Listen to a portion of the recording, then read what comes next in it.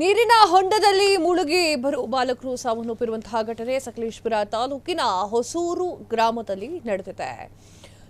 ಹಾಸನ ಜಿಲ್ಲೆ ಸಕಲೇಶಪುರ ತಾಲೂಕಿನಲ್ಲಿ ಹೊಸೂರು ಗ್ರಾಮ 2 ಜನ ಬಾಲಕರ ಸಾವು.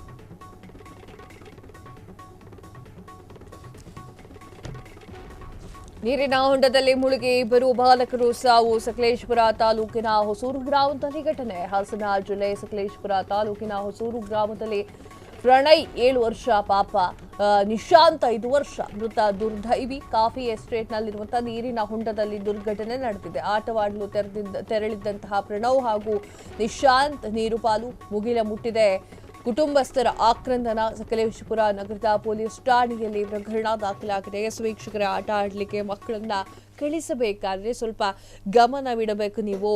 ಯಾಕಾಗಿ ಹೇಳ್ತಾ ಇದ್ದೀನಿ ಅಂತಂದ್ರೆ, ಜಸ್ಟ್ ಅವರು ಕೃಷಿ ಹೊಂಡಕ್ಕೆ ಹೋಗಿರೋದು, ಅದು ಕೂಡ ಆಟ ಆಡಬೇಕು ಅಂತ ಹೇಳಿ.